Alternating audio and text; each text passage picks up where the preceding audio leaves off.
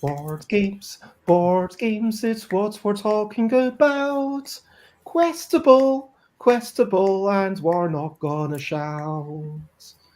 I kind of want to Okay. shout. I'm No, excited. you're not allowed to shout. Oh, drat. The rule, it's Can like I just say, woo? you're allowed to shout in a kind of low volume way. Okay, good. And that's allowed. We're allowed to express excitement, of course. And yeah, the rules of, I mean, I feel like, no, I'm not going to get into the rules of the stream then. That feels like, anyway. Hello again to everyone out there. And if Sates or Slivers are there, hello again. And I'm back with Kirsten. We talked a lot about Questabell this morning. We talked about where it came from. We talked about version, let's call them 0.1, your initial submission. We talked about version 0.2 and how some of those ideas carried on. Most of them did, and some of them were discarded. Some of them mutated a lot. And I thought that we'd talk about how it's gone for the past few months. Just try to wrap it up before midnight UK time. But yeah, Kirsten, are you happy with the things? I'm going to actually show the screen. Look, are you happy with how things have gone in the end? Oh, absolutely. I am so proud of this version 1.0, knowing that it's just 1.0 and that we have room to grow and improve, and counting on folks to help us do that with wonderful feedback. But I was just looking at this while you're scrolling through and your wonderful drawings. I'm just so thrilled to have it in the state it's in right now to share with folks. Mm-hmm. And hear what people think and make it even better. It's interesting because when I showed this to my friend Fi, she said to me, "You didn't do this. Did you do this art?" And I said, "Yes. Why?" And she said, "Oh, it's just because it looks quite different to your usual style." And I can sort of get that, but also the original ELL deck, I mean, you wouldn't look at my creatures and then look at this typography and think, okay, they are the same style. I mean, this typography, it was very carefully drawn. You could argue laboriously. Like, it went through lots of iterations before. Like, I ended up spending like a good hour or two on each letter. Just getting those exact angles right, and then I redrew the GNV for this one. And I'm proud of it. And I was actually just talking about illustrations before you came on, talking about how one thing I want to do more of this year is being more playful in life, in doing illustrations, in making games, being willing to make stuff that doesn't need to reach a final point. Because don't get me wrong, I would like Questabell to continue. I would like to get it to version 2.0 and have a lovely deck, but you know, I drew a bunch of letters. I think I drew at least one full alphabet, and it was just for the, hey, let's try it out. And I think I did it at least, you know, some of those times were kind of because I felt encouraged to do it by you, and I felt like there was an end result there, but it was also about the joy of doing it. You know what I mean? And I think it's really important to keep in touch with the joy of doing, not just, oh, I need to drink water because it's apparently 33 degrees here and I'm sweating a fair bit. Like I've kind of got sweat stains on this dress. I assume you can see that, right? Just only now that you've called attention to it. But like, it's also about, hey, let's enjoy the process of drinking the water. And because there is, even if it's not your favorite activity, don't get me wrong, I would rather be drinking mango Faluda But or coconut water, like from a baby coconut in Thailand, which does have better coconuts than the imported stuff, which take a while to come over on the ships and stuff. And so, like, there, it's like basically 25 pence per coconut if you get it on the back of a van, which isn't a dodgy thing. It's just that the vans come from the farm. And then you need to say, oh, great, there's a van. Let's see what fruit they've got, because it's always discounted. It's always basically straight from the farm coming, and then just the van just parks up, so they don't need to pay rent. They don't need to pay like tax on selling the stuff. They're just kind of trying to evade the police and the laws, I think. It's a bit of a Wild West, I'm not going to lie.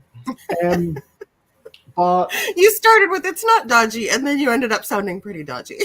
like basically, when people hear about the back of a van, normally it's like a stolen thing. What I want to say is, it might technically be, they might be breaking the law in some ways, but it's not a stolen thing. That's what I want to say.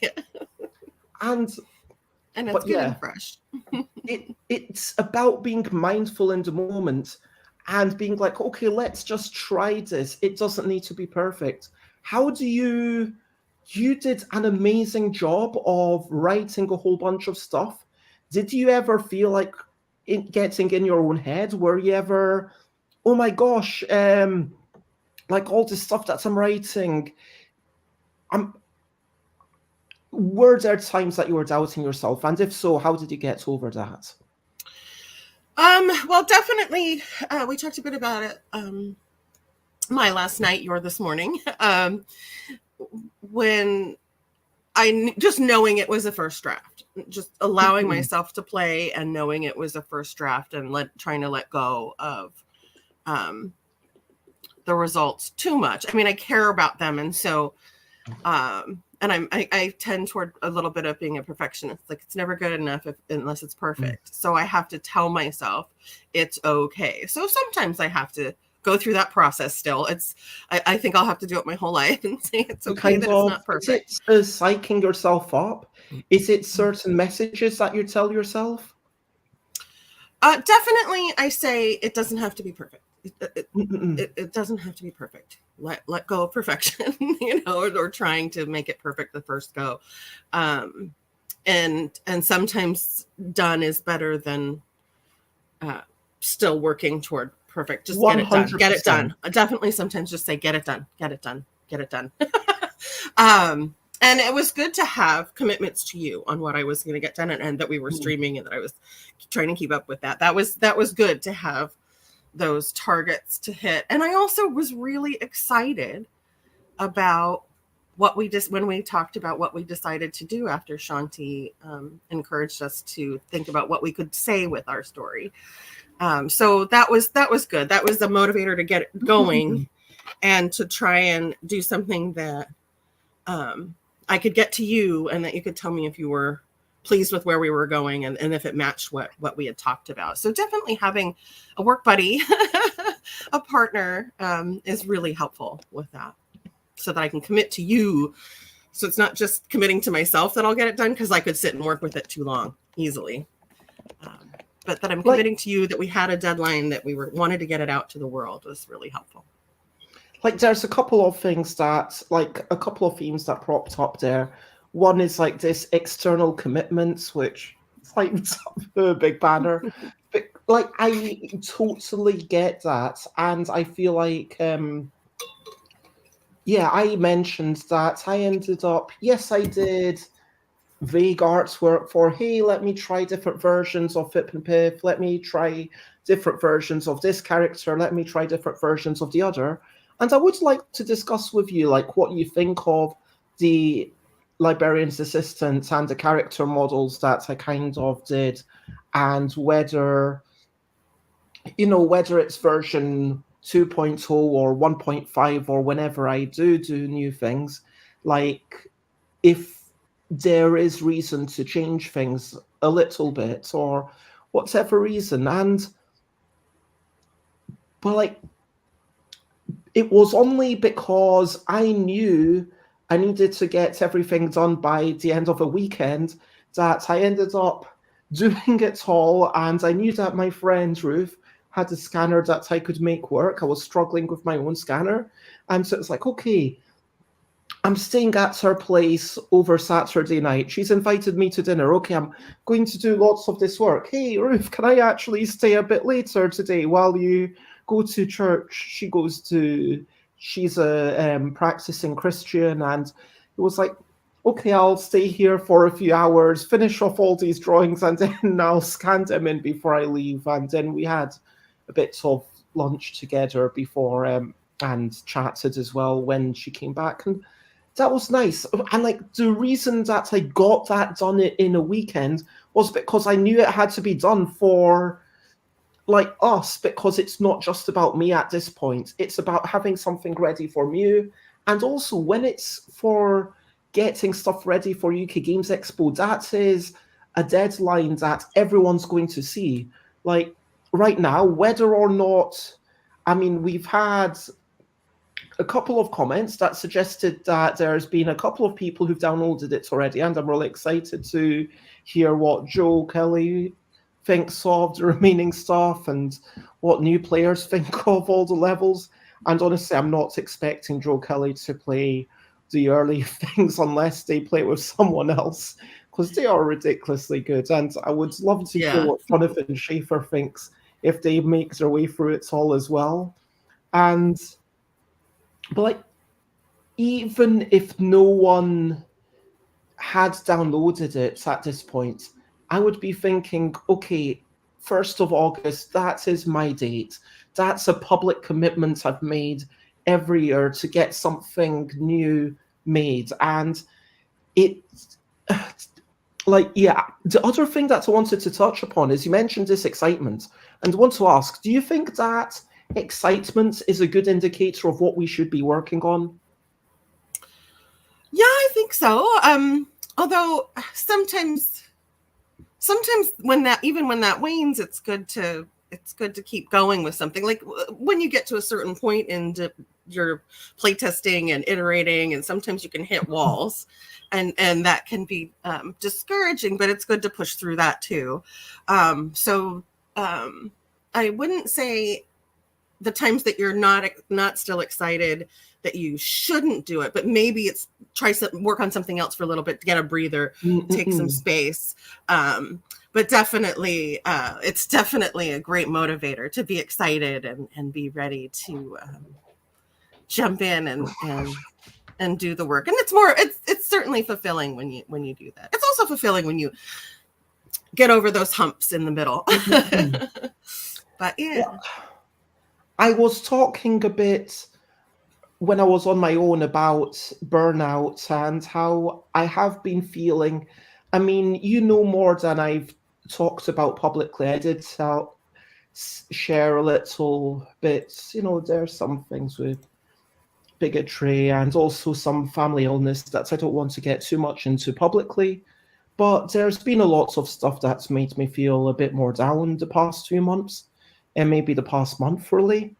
And I have been extremely drained. And I think that's possibly led that and 2 particular games that I've been working on this year. One with 50 bits of writing by 50 writers, a game about sequencing screenshots of an old animation with 50 bits of writing by 50 writers. That was so much hassle to do. And then another failed collaboration, which was quite sad. And then I've had some personal interactions that I've told you about that have made me question what's going on. And my reason for making things, my reason for doing things generally is, am I enjoying it right at this moment?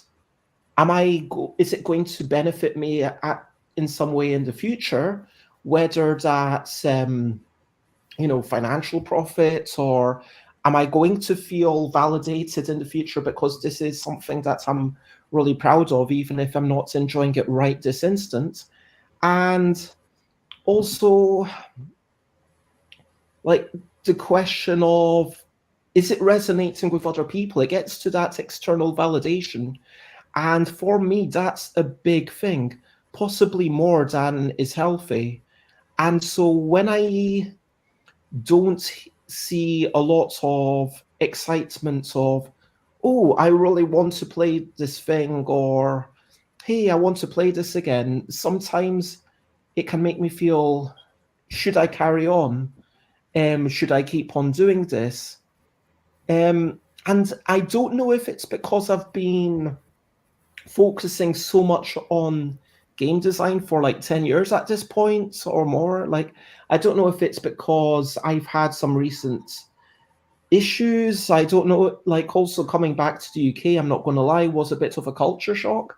I know that sounds weird to say because I've lived here all my life, but being there and it's like, oh, I can afford to eat out. And like coming here, it's like, well, if I don't want to cook from scratch, I'm basically eating rubbish, if you know what I mean, because crisps are a much cheaper way to get calories than relatively healthy stuff, if you know what I mean. And I did make something this evening for myself to eat today and also tomorrow lunch. It's like sweet corn, a bit of fish, little bits of mayonnaise, lots of celery, like two big bunches of celery all chopped up, 2.5 onions, and um, yeah, that was it. And yeah, you decided I do actually like sweet corn, and it's relatively healthy, so why not? And I feel excited about that meal, but then coming back and being like, okay, I have to cook if I want it to be affordable. And I know that's the way that most of the world is. And I'm speaking from a place of privilege, having been to Bangkok with a Western income, if you know what I mean, like with a way less than average Western income, admittedly. But coming back here and it's like, oh, it's kind of cold. And at least like today it's been warm. But like, do you sorry, I think I'm getting into kind of talking about depression and stuff. And I'm asking you for kind of, now I'm just kind of getting into asking you for counseling, which I feel slightly guilty about. But I know you're happy to lend a ear, but that's not what I wanted this thing to be about. I wanted it to be about how can we regenerate that excitement? How can we tell if this is a blip or if it's something we need to power through or if we need to take a break? Do you know what I mean? Yeah, that is tough to know which path to take. I remember back in the theater days, there was a friend who was having that kind of existential crisis with being involved in the theater. And I said, well, when you see yourself being happy, is this something you have to do, or is it something you just enjoy doing? Because you can pursue things like you could still, lots of folks design games without ever thinking of publishing them. So you can still pursue other paths for your life if this is something you just enjoy doing. But if it's something you feel like you have to do, you have to get that creativity out there in that particular way, it really is part of your happy, then you definitely have to try and power through those moments, because on the other side is you're happy, right? Even though you're having that lull. So I think that it reminds me a bit of that in terms of you could still do it, you could pursue other things and still do it for fun as a side thing. But when you think of you and you think of what defines you and what you have to do, and gosh, you're so creative and you are so prolific. You produce so many wonderful, fun things. I have, because of this contest, you sent me a box of joy. I'm gesturing to it, not that anybody can see it, but I have this box of joy with all of these wonderful games in it that my family enjoys playing. So if that is part of how you identify as Bonnie-Beth and like what you put out into the world, then yeah, I think you have to find ways to power through. Express myself. I mean, I looked to the side there because I was kind of pondering on the question of how do I see myself being happy? And I think I do have to have some sense of performance or some sense of something I'm doing with a creative angle to it, something that communicates to other people. I think that if I knew that there were at least, I'm kind of sad if I'm going to be honest, because I said on the previous stream, and there were like two people bigging me up, and I said, look, I really want to write this book, but I want to know there's going to be at least a couple of people who would bother to read it. And I think that's what worries me, that I even now I am scared of making stuff and then it being ignored, if you know what I mean. That worries me. I know that in theory, the process should be interesting and validating to yourself. And I think that's a lot more true, can be a lot more true to me through music and illustration if I were to just share random stuff I'd done rather than feeling like, okay, everything needs to be a perfect finished piece. Like I see a lot of pieces by my friend Alina, and I'm not dissing them, but some of them are quite quick gestural drawings, and it's about taking the time to value something where it's a quick life drawing and being like, yeah, this itself has value to be shared. It makes me smile, or it's something that I'm happy to show to others. And when I went up to Glasgow, I was about I arrived 65 minutes before the train. So I was too late to get the one that was leaving in 5 minutes, unfortunately. But I had to wait about an hour.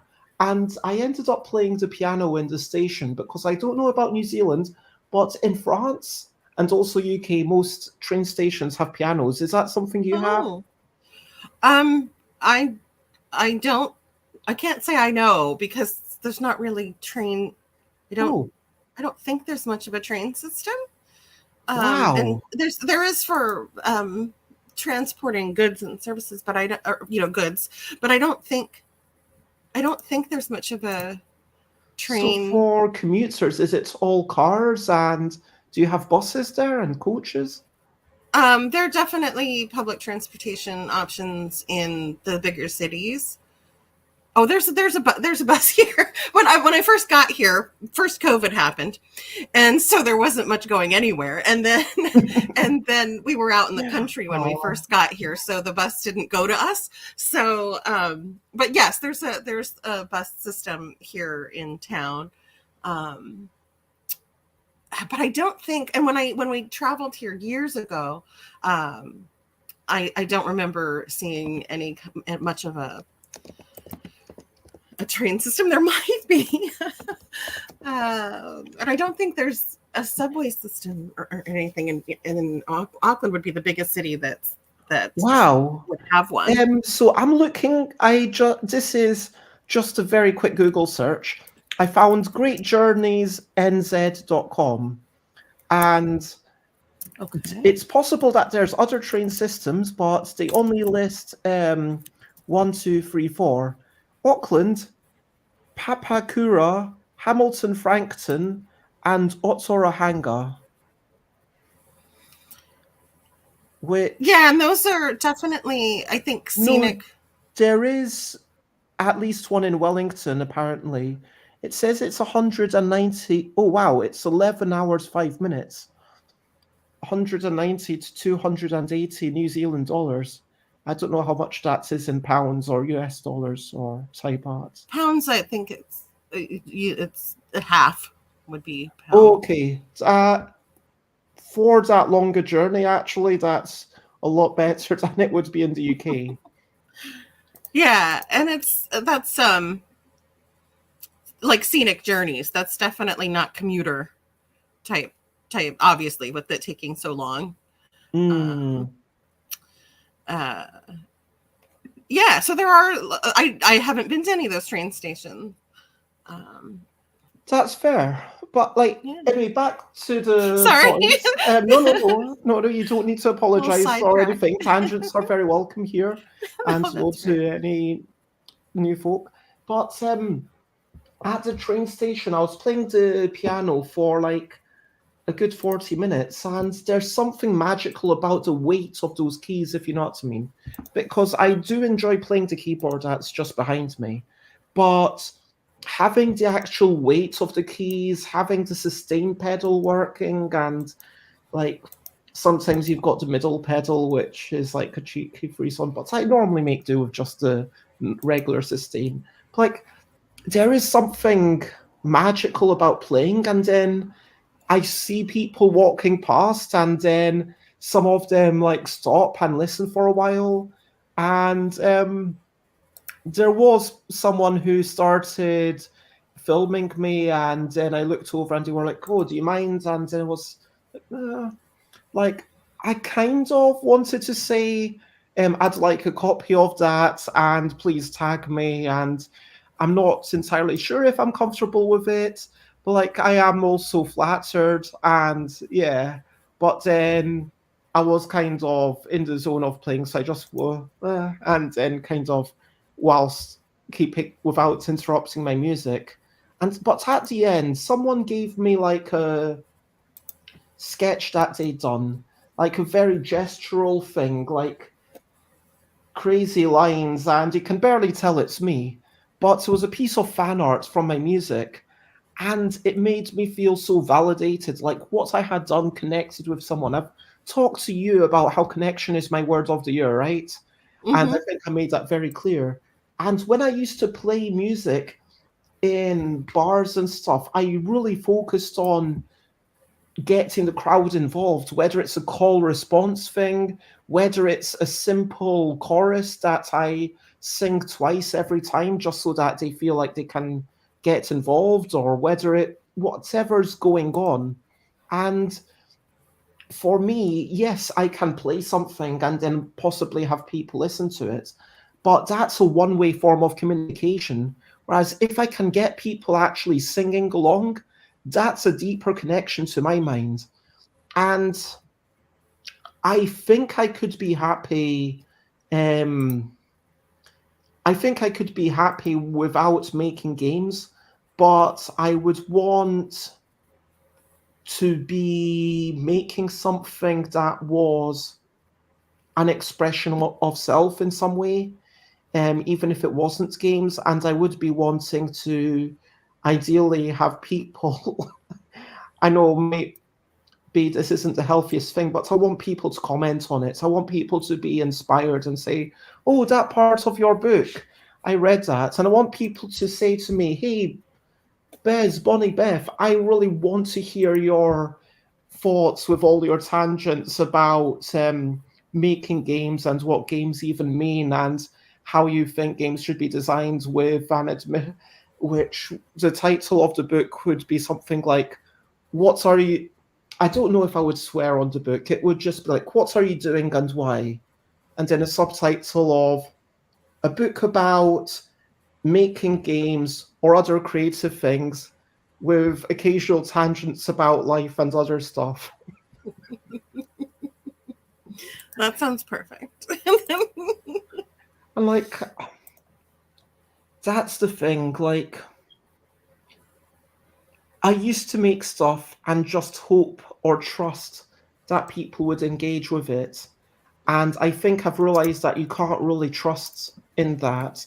You can put out something for free and people might never, yeah, do anything with it. And whether it's because print and play is too much effort, whether it's because the game takes too much time, whether it's because, I mean, stuff does sadly go unplayed. Stuff, and it's not the cost, it's not necessarily any one thing that's the prohibitive factor.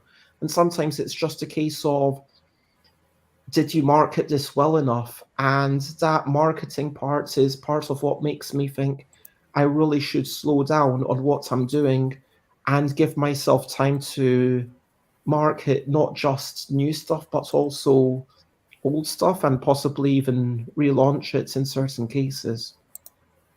Yeah, there's a reason that marketing is whole full jobs for people. Mm-mm. It does take a good amount of effort and attention and work and skill. Mm-mm. So yeah, 100%. But I let's. find that a weakness of mine as well. So, which is funny because Um, I used to do marketing and publicity for the theater way back in the day. you did do But every a. market's different, and uh, and this is the world of social media. Back when I was working in marketing, social media wasn't a thing. So, so that's a whole nother um, really critical element of marketing yourself and your creations these days. And yeah, you do definitely need to know what social medias to be on. Just try to be on all of them if you can, and reach people and use the hashtags and start thinking about the timing and regularity. And at a certain point, it does. I mean, yes, there is joy to be found, but I don't see the posts as the content, if I'm being honest. I see the game as the content. I know people talk about content creators as people who do reviews, and I don't want to denigrate that. But like when I'm posting about my stuff, I don't see the social media as the thing. And I kind of find it slightly sad that that's taking away time from what I consider the key thing that I want people to engage with. And there is a sense of, okay, are you just there to promote your stuff, which is fine, and it's what a lot of companies do? Or do you put yourself out there and kind of just share your vulnerabilities? And how much of that do you share? How much of it is appropriate to share if there's other people involved? And how much of it is appropriate to share if, like, you're talking about yourself in a way that could potentially lead to harmful objectification, if you know what I mean, if the wrong person reads it. And, but let's take a step back from that and let's talk about Questabell. Um, so, we were going to talk about graphic design because, and this is actually my favorite illustration. I don't know if you have a favorite illustration, but this is actually my favorite one because I quite like the way the door and the shelves and everything turns out. And I really like Muse graphic design. Um, we will eventually have different typography, but for now, this is lovely. It fits the vibe perfectly. And all the feedback we gave was very small details. I think that they've I feel like they've done a brilliant job with the colors, the um, shapes, the higher contrast for the rules, but clearly marking stuff out. How do you feel about this graphic design? And would you agree that graphic design is an essential part of any game? Oh goodness, yes, I would agree with that.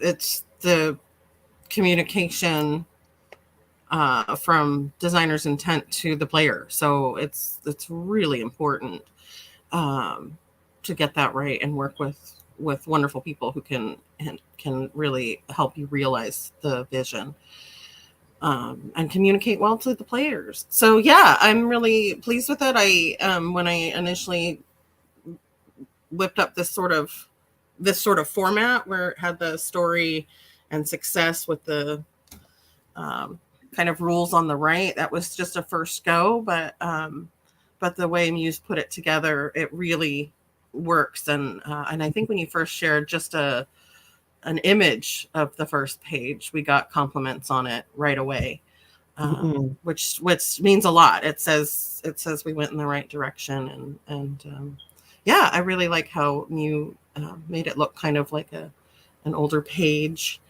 Um, and then got the highlighting and the shading so that it helps break it up visually really nicely. And And then, of course, adding these wonderful illustrations that just make me smile. There's our head librarian, doesn't quite smile at us. Not there, and her third eye is closed in that picture. Ah, yes, yes. Um, Out of curiosity, do you have a favorite illustration out of those that are, or I assume that the illustrations make sense to you, and like what are meant to be like, this one's a bit more abstract with Jack Hugh Vex's, like it's like the portals and dripping, and I was like, okay, let's do a vague interpretation. Um, and Fip and Piff, I wanted to make them as asymmetrical because I felt like, okay, you've called them ugly, and so let's make sure they only have three limbs and the two sides of their faces are kind of different. So one of them's got a big chunk missing out of their head, which is kind of sad, and one of them's got one bird's leg and one stumpy furry leg. Um, yeah, do you have a favorite illustration out of these ones? That is tough. I do love the same one that you mentioned, with the door and the books. But I think, gosh, that's so, as you're scrolling through, I'm like, oh, I really am delighted with how Fip and Piff came out. They definitely feel like you, and this wonderful story. And oh, I do love this one with this last one. I'm glad you had that moved to the end. That was your vision for the end as well. Yeah. So can I pick three? The same one you did, but that's already gotten some love. So Fip and Piff and and this one, which is such a beautiful ones then, because there's two. I know there's. Oh, I was hoping to cheat and just lump them all together. It's that one, and there's also that one, and like so great. I think I like this. I mean, this one's interesting because this one's a little bit more defined. And when I was drawing, okay, there's this comic that I recently read that's kind of inspired me, and I tried to do it where I was using almost, I think I did it more with this one, kind of using extraneous lines and doing it not quite as a single line drawing, but more connections than you usually would have going on just to portray some energy. But then in the other one, it's kind of meant to be a personality of an emotion, if you know what I mean, a character that doesn't actually exist in the comic. And so then I was like, no, they do need to be a little bit three-dimensional with some shading. I can't just do a big sweeping line. But yeah, I'm definitely not wanting to go back to it. Let's talk about, I was going to say, by the way, that's not the end of that sentence. That was going to be, I definitely don't want to go back to it within the next 6 weeks. Or that was going to be at the end of that. Don't worry. But you were talking about having a come down from, okay, this thing is out in the world. We're now waiting for people. It's kind of like we've been to a convention, or we're excited by this thing we're making, and now does anyone like it? And yeah, compared it to the post-show blues, right? Theater, because theater is another creative effort. That I always suffered pretty substantially from post-show blues when a show would end and it was done. Now with that's a little different because you get the applause live, and then and people after the show will talk to you, so you get more of an immediate response. But then once it's over, you miss that. So it is a little different because now we're still waiting. Performing 5-6 times even for an amateur show. Yeah, and you really form a little family for the duration of the show with everyone in the cast and crew and on the design teams. So your little family that you got real close to, now all of a sudden you're not spending the time with each other. So this is different, but I do, and I feel a little bit of the post con blues sometimes with game conventions, because there's such an energy and so much feedback and so much. You get to see all these people that you know and that you enjoy working with and that you enjoy their stuff, and like there's such a rush with that you can get a little bit of a post con blues. So I did feel like I wondered, because we were both sort of in a sort of blah feeling and zone. I wondered if we were we've been working on this so hard for 2 years and meeting regularly and creating together and playing in the design space, but that part's done right now. I mean, we'll certainly be responding to feedback and get to do some more iterating and refining and make it the best it can be. But it is one sort of stop point where we put all of this heart and soul and energy into it, and now we wait. So it can feel a little bit post creative phase blues, maybe, or post, and before there's any reaction, or it's waiting to see while it's in the universe if anyone will join us on the journey. Let's call it ending blues. I don't know the post whatever blues. Like, I was thinking about conventions for a moment there, and I think that at a convention, it was 2021, the first ever convention in the UK after COVID, I mean. After it had been locked down. Like, the last convention in the UK, I believe, was March 2020, which was Aircon, and then the UK was locked down like a week later, and then UK Games Expo was obviously skipped 2020, but 2021 it actually ran in the summer. I knew it would be weird, but I went there more for personal, emotional reasons than anything else. And I went with my friend Johan Bryce Hodgson, and Johan's super lovely. And unfortunately, their mobility and everything has deteriorated. But, if you're ever listening to this, Johan, you're still welcome. I'd still love to have you at the stand, and we can totally work around your wheels stuff. But anyway, that aside, Johan told me they are willing to drive me up, come through London, drive up together in their car, and we go up like Wednesday. Then Thursday we set up, Friday, Saturday, Sunday is the actual convention, but they don't want to come back down on the Monday because they will be too tired, is what they tell me. And then they said, let's please keep the room for one extra night and go back down on Tuesday. And I'm like, yeah, absolutely, of course. And so on Monday, we just basically stayed in the place. I think they did something online. I went for a wander around the airport and got suspicious looks from people who were meant to be doing security, which and then I got let me not get into that. It was generally fine. And like the following year, it became a tradition, 2022, 23, 24. This year, I've had the Monday as a day of let's all hang out. Everyone who's been doing stuff, let's all hang out.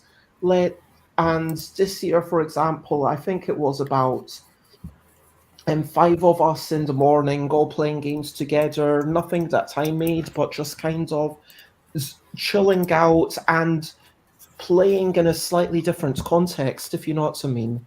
We went and then went to a few places to eat together, and there was a Chinese dessert place, And having that opportunity to keep those relationships going, making arrangements if you can to see those people again. Sometimes I find that sending messages to potential business partners can be really draining, but sending them to people that I'm going to see or I'm actually likely to see in a friendly capacity can be invigorating. Because, like last night, I kind of yeah, messaged a friend and let's call them acquaintance. So like, and I've arranged even a thing with my sisters. Like I've got plans for the weekend, and I'm looking forward to it. But like, it's interesting that you kind of want to keep that going somehow, and we have that kind of going. Like we're chatting not online, but just privately for a wee bit about whatever. I imagine that we'll be talking about Questabell for a wee bit, being like, oh, let's if there's been any responses, obviously we'll tell each other that. That will be lovely. If there's been opportunities for us to um, notice any small mistakes, maybe we'll compile something and send them to you to have version 1.01, even if it's like one word difference, that's fine. And but like we'll also be there to have some sort of connection going. And I'm going to repeat myself of this relationship that we have.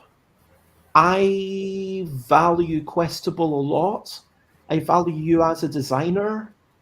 I value, and I don't think we would have connected, in the way we have, were it not for you being a designer. But, and in a sense, could imagine a strong argument that says, you know what, the fact that we're designing games doesn't even really matter in a certain way.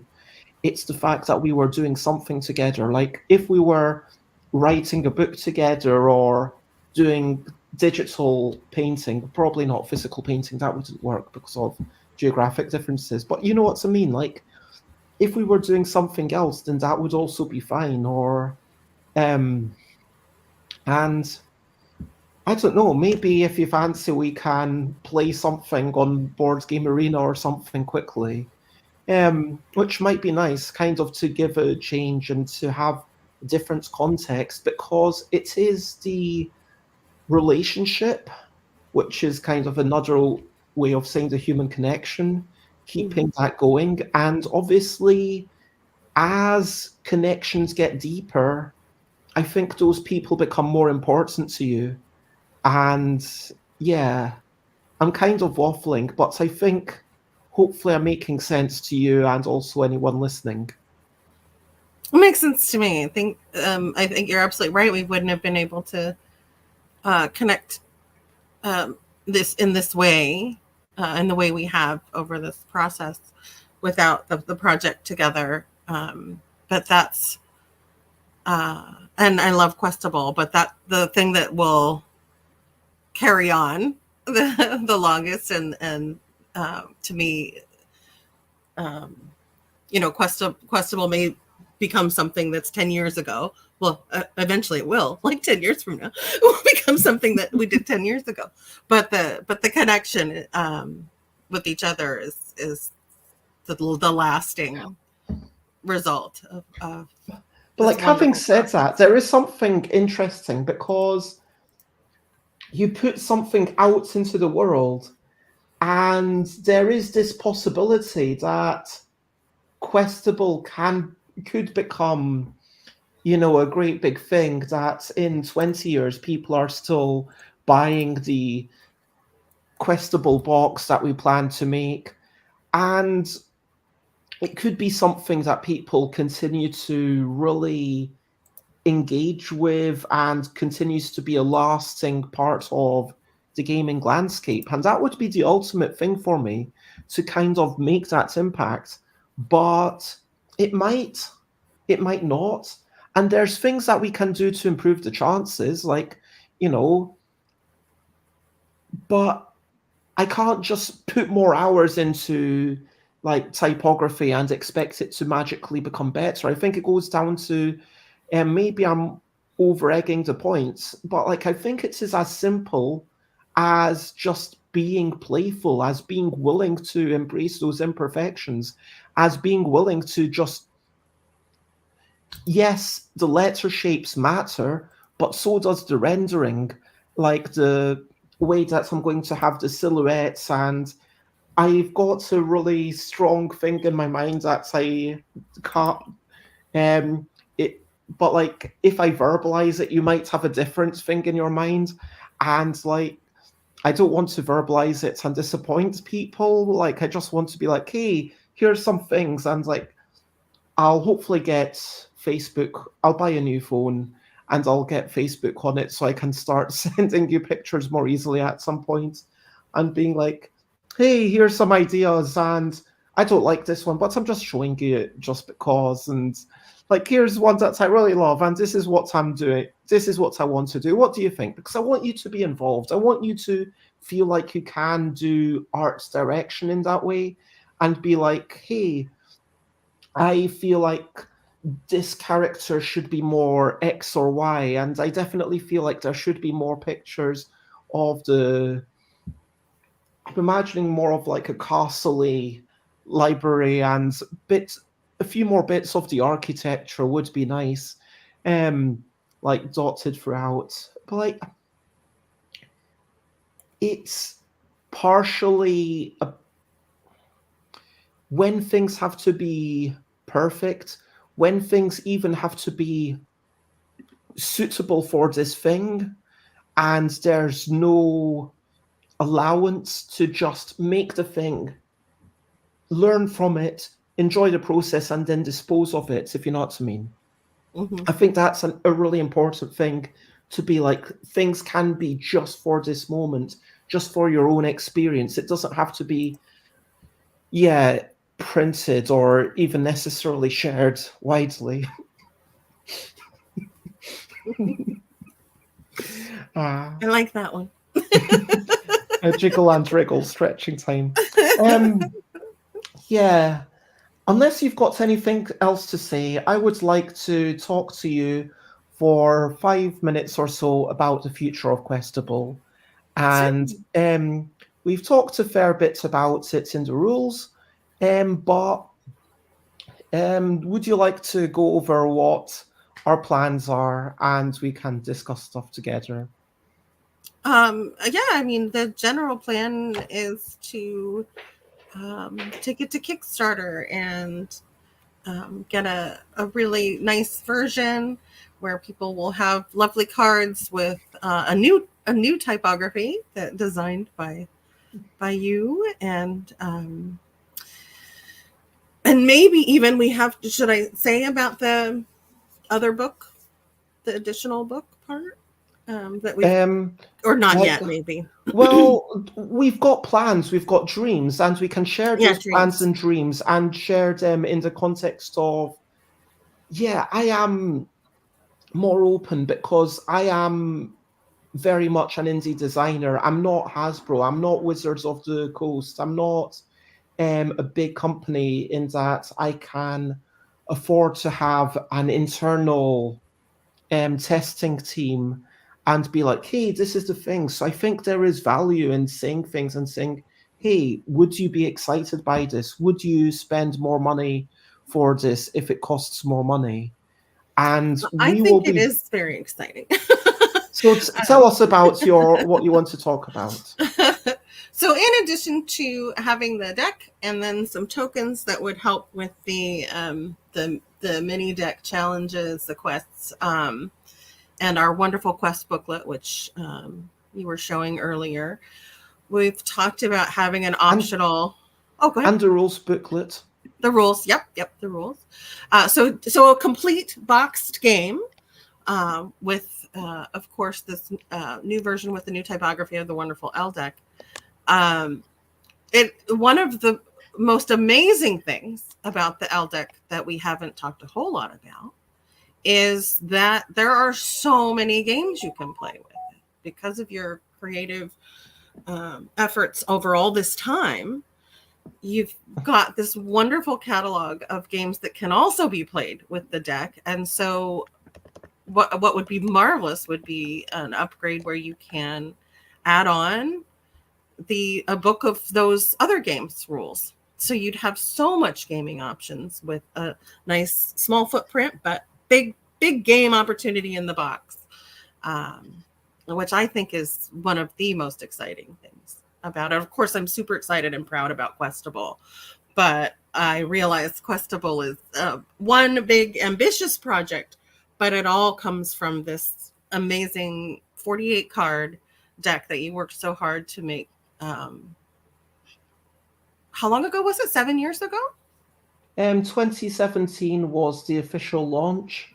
Yeah. 2015 was when I first started designing Wibble, which was the original eponymous name, and then I took it to, yeah. Originally, it's called Wibble Plus Plus, but then I realized that people got confused between Wibble, which is just one of the games, and Wibble Plus Plus. There wasn't enough differentiation. And so I'm kind of now being like, okay, this is the Questabell deck, and it's the ELL deck. And someone also suggested that I try to trademark or something ELL for use within games, because ELL is quite often known as English language learning. And that could be That's like what I thought it was when I first learned about it, because I learned about it when it was called, when you had shortened it. And I thought it was English language learning, which some of the games have that wonderful, I love sneaking educational stuff into games, so it has that wonderful bonus. But you're still playing. It's game first, always game first. So yeah, looking forward to it reaching an even wider audience. And 2025 is our dream. 7, 8, 9, 10, 11, 12. So, sorry, I was just looking on here. So I should probably, yeah, maybe in retrospect, maybe the Questabell stuff should have been here, or maybe I'll just copy it over, and I've got enough space on the Google Drive that it can files could be in 2 locations, but you type in stuffbybez.com/ELL, and it redirects you here. And so I think there's 12, 13 headliner games, as I call them.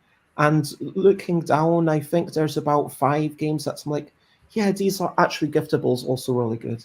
I think there's 6 games, and I'd like it to be 26 total, because that would be quite cool, like one for each letter of the alphabet. But yeah, what we were talking about also, and like you saying that and you expressing, it's interesting how that excitement from someone else can translate into your own excitement, because that's a lot of writing that I don't know how the labor is going to divide. I feel like that's basically going to be me writing the rules, probably asking Mew to do graphic design because they are pretty good at it, and then me doing some additional illustrations if we need anything beyond the diagrams, if you know what I mean. And what we're talking about with a book, maybe not as big as this, is something relatively thin. It's not going to be like, sorry, I'm just picking up random comics that I've borrowed from the library. It's not going to be a thick, chunky book. It's going to be like a thin, like, I don't know, 64 pages maybe, and like maybe like a bit less big than like, oh, this is Giant Days between. I'm not going to talk about that. I don't need to give them credit. It's a nice cover. It's just, I would really like to have that, because I think it would allow people to some people just don't like looking at stuff on screens, and also it would forced me to kind of give things a bit more, how can I put this, time and effort. And I've talked about how there's a lot of games that I've made, and I don't feel like all of them have gotten enough of a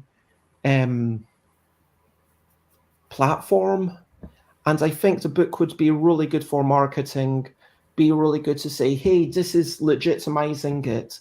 You can go online and get all this stuff if you want, but buy it, and you've got like a book that you can sit in bed and read through, and there'll be some bits about each game. There might be I mean, I always have a little bit about how it was made. And obviously, Questabell won't be included in the book because it's its own thing, and it's like just so big, it can't fit into like a couple of pages. But like, and I'm imagining there'll also be like some points where it says, "Oh, by the way, here's some totally public domain games." That's, yeah, for sure. You could play Snap if you want. Here's some ideas for ways to make it work. You could play the what's that memory game called? Pelmanism, I think it's called, like the typical memory game where you flip over two things, and if they match, then great. And hey, here are some ways of making it work. Do it with the borders, that'll work. Or, yeah, I think that's the most obvious. Like, just, and kind of some tips for people on how to design their own stuff, some tips for people on how to find the right game for them. Because if there are going to be 26 games, I think you need a couple of flowcharts to kind of be like, okay, what's your player count? Do you want it real time, or maybe real time or turn based comes up first? Do you want it like wordy? Do you want it cooperative? Do you want it competitive? And then at the end, it kind of, it's like, here's the best thing for you, like out of the things that are on this book, and here's the page number to read it. And I think that would be awesome. I am looking forward to getting that out to people. But I actually thought you were going to talk about something within the box of Questabell, of we were going to investigate the price of dry erase stuff. And Oh, yes, indeed. Oh, I think that's definitely achievable for a dry erase reference.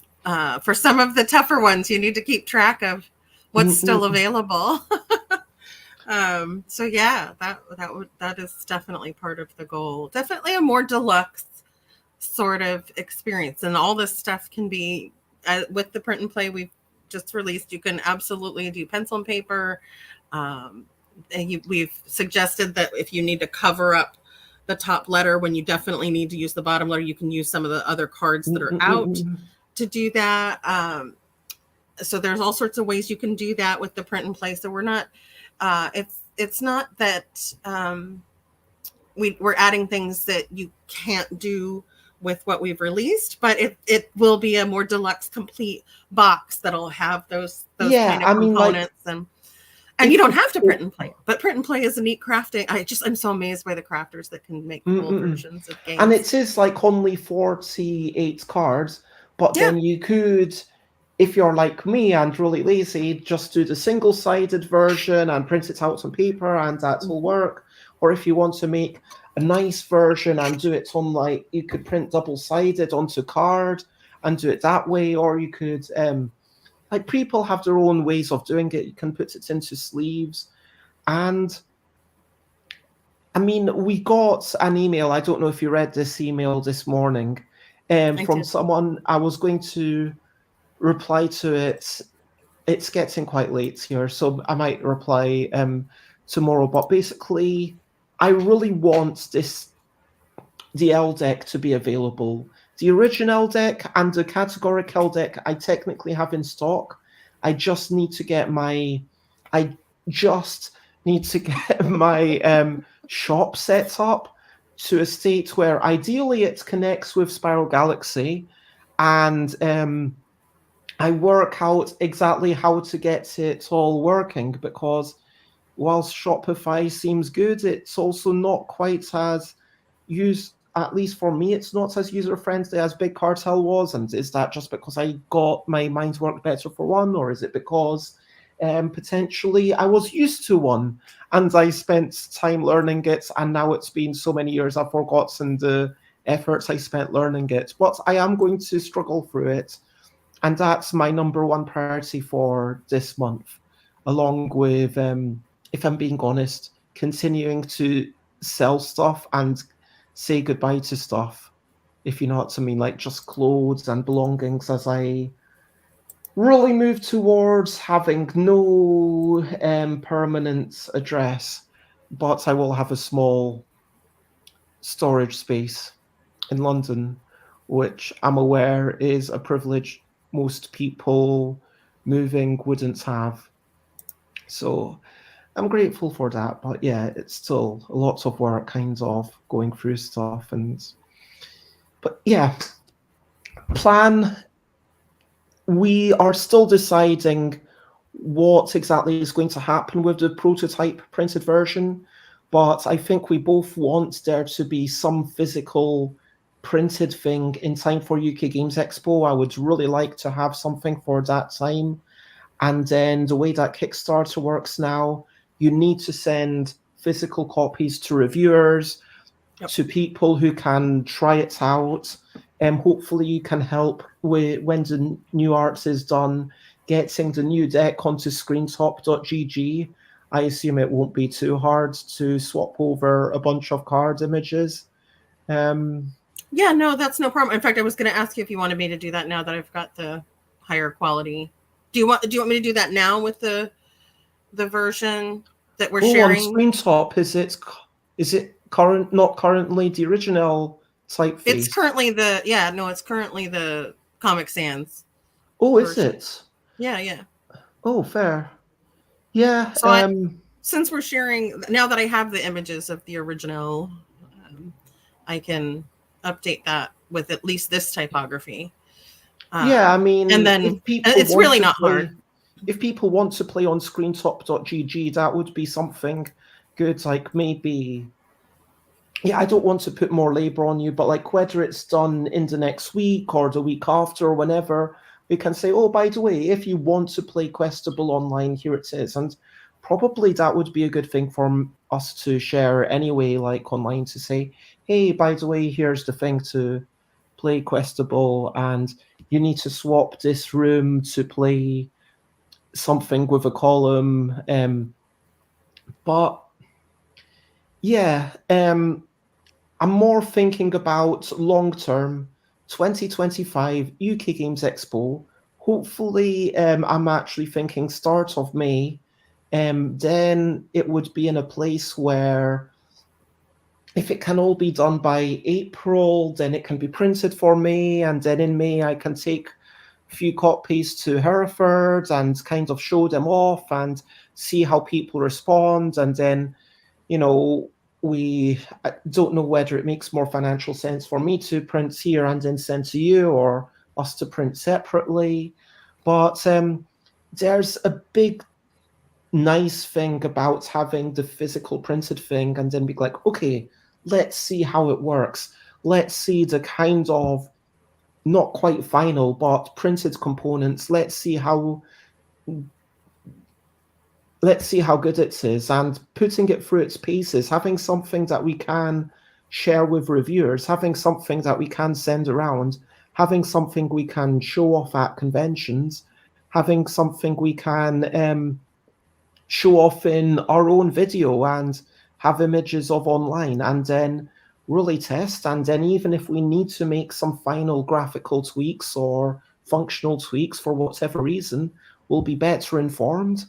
And hopefully that's all. Like Ovation was brilliant, like the version that I played, the prototype.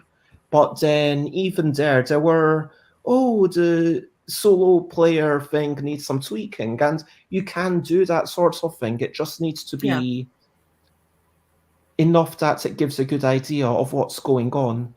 And I do think that the typeface and the box and everything is going to make enough of a difference that we'll kind of see how it all works, but we need time to do that, then ramp up to a Kickstarter.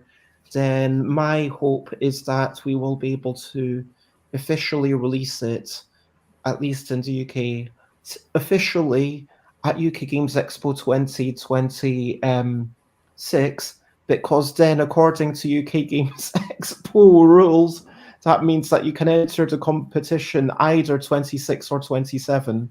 So if you release before UK Games Expo, you've got to, if you want to enter the competition, it has to be the following one. But if you release on that weekend, you get the choice of either that same year, or you can wait a year for more people to know it and be more excited. And I don't know which is better for garnering votes. And honestly, there's 2 votes for the UK Games Expo Award. One is the judges thing, and it's not a popularity contest at all. The other one is the people's choice. And the people's choice does come down to a popularity contest, honestly. And I think if we manage to be shortlisted, let alone win an award, that would be amazing. That would be amazing. It's something I'd like to submit to the PABS awards here. Pabs? PABS, short for Pavlova. Okay. Yeah, That Ovation. explains everything. I'm a big fan of Pavlovas, yeah. So do you get to sweet Pavlova if you win? No, A but all raspberry the pavlova? Are we talking mango pavlova? Are we talking strawberry pavlova? most of the time here it's strawberry season when Pavlova's big, so there's definitely a lot of strawberries and kiwis on top of Pavlova here. But that's the name of the awards. It's mostly video games, but they have the tabletop category as well, and all the awards are named for Pavlova, but it's definitely a New Zealand game award. With a whimsical name. I can dig it. Yes, yeah. Which is very, very New Zealand, very cute. What date are those awards, and is it a judge-based thing? When do you have to submit it? I'll have to look at the timing, but it is interesting because it's calendar year, but it doesn't have it. So it would probably be 2026 that we would submit for. Because it does, and it doesn't have to be quite out in retail form yet, as long as we have the copy we can send for them to judge. So yeah, I think in the beginning of 2026 is when we would send. And I want to acknowledge the division of labor, but also the trust that I think we both have for each other. Like, I felt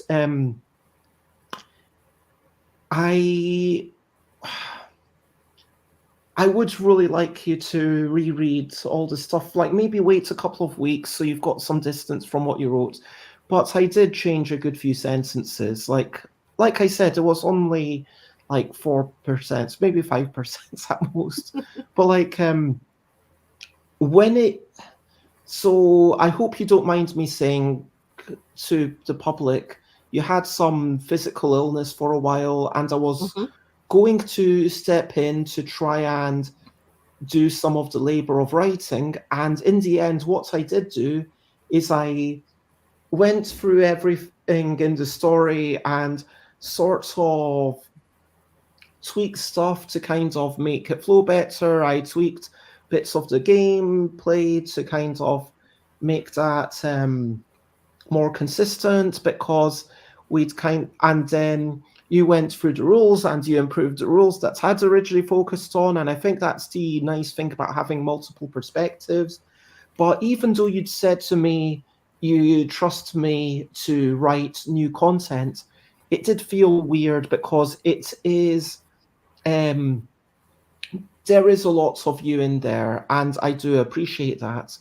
And I would like to talk to you about a lot of stuff privately, but it is a beautiful thing, like the whole thing. And I wouldn't mm, I wouldn't want to get in the way of the voice and the things you have created, and like the tiny bits of writing that I tried to do. I think it was for 41.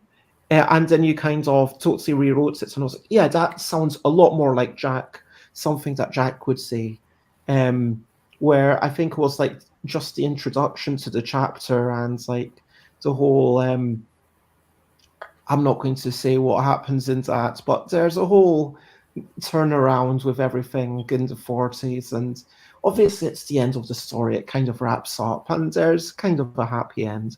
Um, and I, if you manage to get that far, which again I'm kind of concerned that most people will never. Yeah, I wonder if we shouldn't put something somewhere that says if you don't want to play the diabolical levels, it is okay to read through the story if you'd like. I feel like that's kind of implied. Like the Yeah, yeah. story's there to do whatever, and if people get to quest, I don't know whatever. Like if someone gets to quest 37 and it's like, oh my gosh, I just can't do this. It's too much for me. That's totally valid, Yeah. and I feel like yeah, it's like the question of how hard a game should be is a really interesting one. Mm-hmm. And I think it's something that we've not quite answered because Agreed. have we pitched it too high for those final 10 quests? Because they are immensely challenging. These are things that you're going to take like an afternoon. I think it's reasonable to say you're going to take an afternoon or like a few hours just to play one quest repeatedly to kind of learn its ways, learn the better strategies to make sure you actually end up improving. Like when I played Quest 40 under the new rules of Wog Wog Wog, not going to get too much into it, but like I learned, I was kind of okay. I need to learn more words with W in them, and I need to learn more about it. And you I have, noticed I really was like, I are there more words with W and U in them that I don't know? Because those two together don't feel like I know a lot of words that have both of those letters in them. But yeah, that was a fun challenge. It definitely stretched my vocabulary as well. I made regular use of wounded, and I was really stoked one of the times when I got window in there. window, nice, yeah. That's two And W's. like I love the fact that it's really only in that level quest where it's like, okay, it needs to be 6 and it needs to be all these W's and the F's, and it's like all the specific stuff, and it is a real challenge. And yeah, like if people get to any points, of course they can read ahead, you can do whatever. I mean, we do explicitly say it's up to you at some points in the rules. And Yeah. but then the question is, I will be really interested to see how Joe Kelly and possibly Jonathan Schaefer, if they feel inspired to play, to come back to it, how they do. And also, if Jonathan Schaefer, would they want to start at the start? Would they want to jump in midway? I'm actually kind of curious because if you've already played it, is there value in those early levels? I think there is in the first time, but on a replay, yes, I will start at quest number 1 with a friend who's never played before because I'm thinking, yeah, within like one, we go 1 5, like we can skip a whole bunch. And then even, I think 8 or 10 is where I feel like, okay, I'm actually having to think about this. I think and whereas the mini deck quests, I find you learn better and better, and then you start remembering certain words that really work well. But yeah, I'm proud of it. I think if I want to wrap this up, that's all I want to say. I'm proud of it. We have a lot of questions. We have a lot of unanswered questions. But just as before I said, we are not in a position to have an internal testing team. But this is a really solid game. This isn't a half-arsed thing. Pardon my language. Is that? I don't think that's technically. Anyway, this isn't a half-hearted effort. This isn't us cutting loads of corners. Yes, I did do the rush through them, but like that doesn't mean I didn't try to make them good. I feel like everything we did our best. We've spent 2 years on it.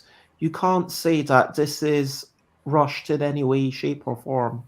No, no. And when we And were going through, it was delightful to go through where it began last night, this morning for you, um, and see how much work we did do in those 2 years, and things we let go of and things we created after, um, and how we had goals to make those feel different, make each quest have a feeling of its own, and not be same game experience, just longer words now. You know, we didn't do that. We definitely worked very hard to have each to have a progressive story and difficulties and have a different feeling, different approach to your brain and how you're thinking and how you strategize together. We added the consult the council communication, which is a fun addition and really helpful in the harder levels. Yeah, so I'm just really proud too of how much work we put in and the resulting game experience that it's delightful to watch people play and enjoy. I kind of actually, this is a radical idea considering we just released it, but I kind of question whether we needed the silence in the library setting, because even with Consult the Council, it is so hard, especially at those higher difficulties. And I think it'd be fun to watch somebody try to do it, because I mean, I tried it before we even added Consult the Council. I tried to be good when I was playing with 2, 3, or 4 players, and only give the clue word, and it's hard not to table talk and just have the kind of fun experience at the table that you innately respond to. So it would be tough for me if I was at a table with people who are purists and said, no, we're playing this version. I would have a hard time. I do hope that people find the level that suits them. I think that at this point, the game is done, at least for the moment. Yeah. And it's out in the world now. It's up to people what they want to do with it, whether they play it, whether we get feedback. And I hope we do. But whether we do or don't, it doesn't invalidate our efforts. And yeah, I'm talked out. What would you like to say? Would you like to wrap this up with anything else? Well, I would like to say that we have a good list of thank yous in the rules, but we had a lot of people help us. So if we missed you, please tell us. Please tell, because we appreciate so many people have contributed to testing it and giving us feedback and helping us refine. And those people are just golden, because we put them through a lot of levels. I think some of my Grubs folks have done nearly 30 of the levels since I've gotten them into the 30s with me. And some of them are not like I play word games all the time kind of players themselves. And they have been great troopers and still enjoy it. And that's so validating and so helpful. And oh my gosh, and you've got the kind of the gaming group that you went to on the Tuesday or something. Yes. Was that listed, or did we miss them? No, we've got Flourish. That's in the Flourish Taranaki is that group. With the wonderful Yana and her son Nicholas, who particularly who helped, and we played the level 50. That's the only tough part is we made level 50 is one that I hope people will try because that one's just fun to play, but and it is achievable. But yeah, just thank you to all the people who helped and kept us going and believed in it along the way. Jonathan, you mentioned Jonathan. He was an early play tester for me, and his enthusiasm fills my heart a lot. he is not a light kind of throws around compliments lightly kind of human. He really makes you feel like he means it, and he has been really supportive of Questabell. So I'm just thankful to so many people. So it was us and our wonderful connection, and then all the connections we've had along the way. What a great word for the year. Yeah, it's never just 2 people, it's never just 3 people. I mean, in theory it could be, but playtesters are so important, and that's before you even get to the emotional aspects of people who support you in life. I mean, I'm sure you could thank your family. Oh, absolutely. And like, I just realized that I could thank Kerry, who I hadn't. And like, she did play a few of the levels, quests, sorry. I keep calling them levels because it's okay.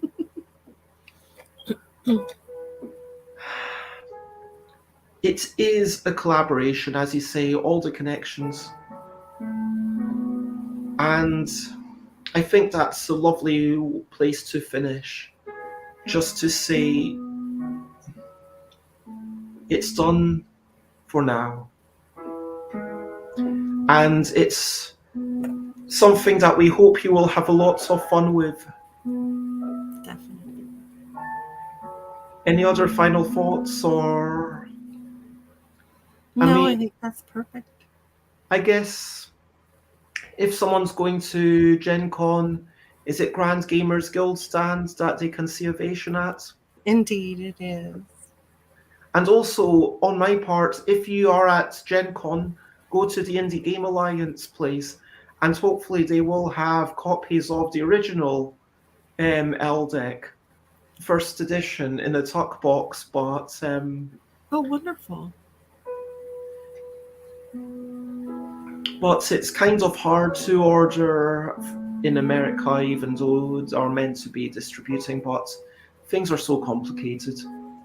And I do want to talk about the division of labor. I was talking about that beforehand. I distracted myself, just like you've done this story, but then I read through it.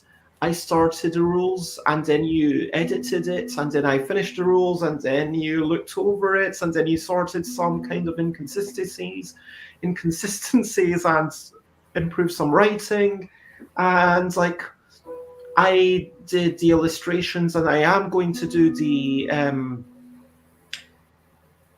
typography, and Mew has done all the graphic design, and I'm confident with them continuing to do graphic design for this project. And you are going to do a little bit more, well, a lot more possibly, of the logistics, but we're planning to kind of work together on the marketing. And it's really trying to play to our strengths and our abilities and what we're able to do. And again, it's about support. And any final thoughts now, or shall I just sing us off? It's a great partnership, and something that I'm just delighted to share with even more people to bring along the journey with us.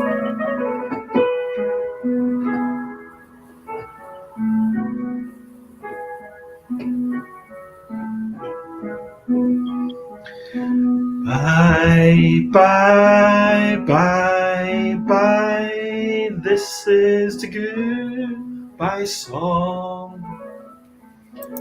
Bye, bye, bye, bye.